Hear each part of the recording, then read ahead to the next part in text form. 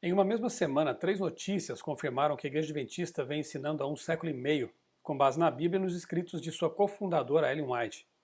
O consumo de carne vermelha e carnes processadas foi classificado como potencialmente cancerígeno para os seres humanos pela Agência Internacional de Pesquisa do Câncer, a IARC, órgão ligado à Organização Mundial de Saúde, a OMS.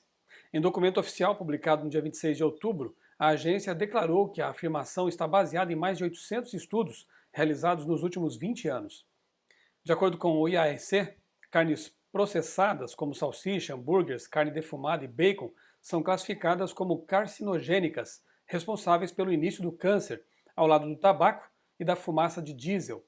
O câncer coloretal é o principal resultado associado ao consumo excessivo desses tipos de alimentos, seguido dos cânceres de pâncreas e próstata. Comer 50 gramas de carne processada por dia pode aumentar em quase 20% o risco de desenvolver câncer.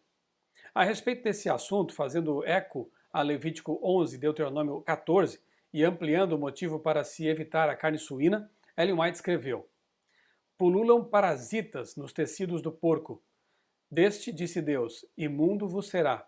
Não comereis a carne destes e não tocareis seu cadáver." Deuteronômio 14, verso 8. Esta ordem foi dada porque a carne de porco é imprópria para alimentação.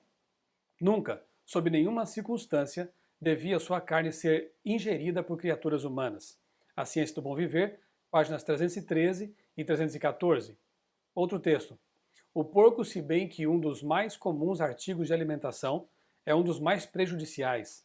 Deus não proibiu os hebreus de comerem carne de porco apenas para mostrar sua autoridade, mas por não ser ela apropriada à alimentação do homem. A carne de porco, mais que todas as outras, põe o sangue em mau estado.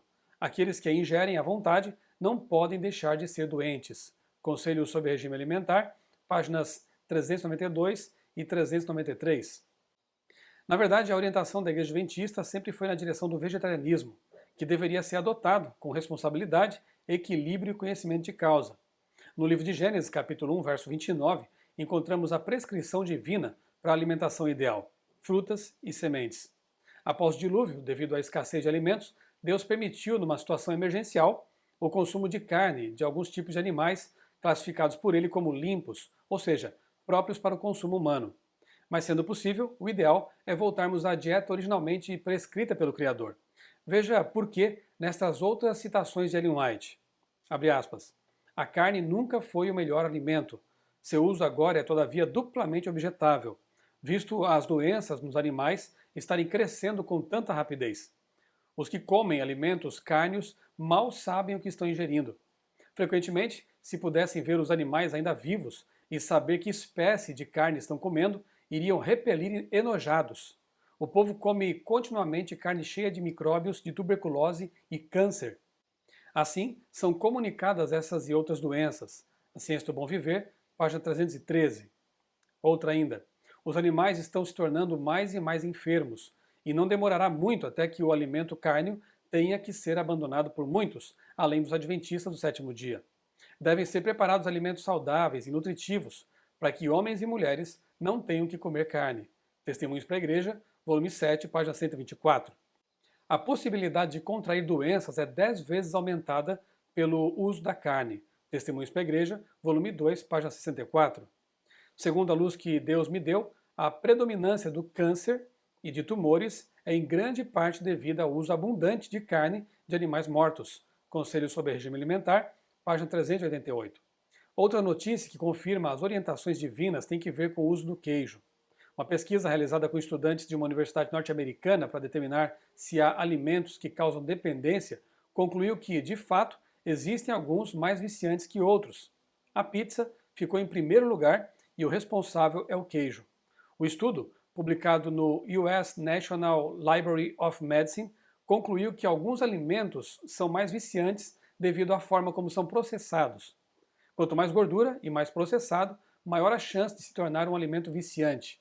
O queijo cria dependência por causa de um ingrediente chamado caseína, proteína presente em todos os produtos lácteos.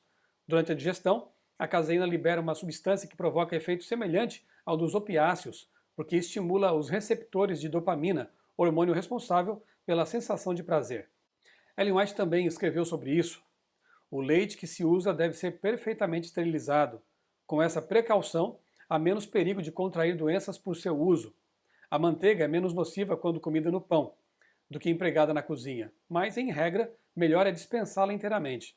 O queijo é ainda mais objetável, é totalmente impróprio como alimento. A Ciência do Bom Viver, página 302.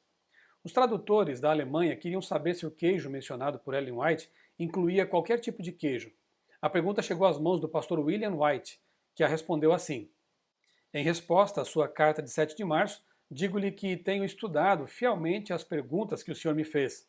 Minha mãe leu sua carta e, de acordo com suas instruções, sugiro-lhe o seguinte para o livro A Ciência do Bom Viver, edição em alemão, na página 302, segundo parágrafo, últimas duas linhas. O queijo forte é ainda mais objetável. Mais uma vez, um texto escrito há 150 anos, por alguém que não possuía estudos formais em medicina nem nutrição, está plenamente de acordo com as pesquisas feitas em nosso século.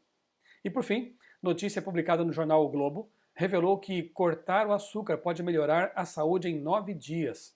Na verdade, não é novidade que o açúcar é um grande vilão da saúde. Numa reportagem especial publicada em sua edição de 30 de agosto de 2006, a revista Veja informou o seguinte: o problema do açúcar é que ele é 100% caloria, sem valor nutricional. Quando consumido regularmente, em grande quantidade ou puro, ele deflagra uma série de reações bioquímicas que podem levar à obesidade e esta à hipertensão, ao diabetes e até alguns tipos de câncer. Sobre o veneno branco, Ellen White escreveu: sento-me com frequência à mesa de irmãos e irmãs e vejo que eles usam grande quantidade de leite e açúcar. Isso obstrui o organismo, irrita os órgãos digestivos e afeta o cérebro. E segundo a luz que me foi dada, o açúcar, quando usado abundantemente, é mais prejudicial que a carne. Ciência do Bom Viver, página 328. Vale a pena seguir as instruções de Deus e não deveria ser necessário esperar que os cientistas dissessem a mesma coisa para então começarmos a crer. As pedras estão clamando. Vamos ouvir?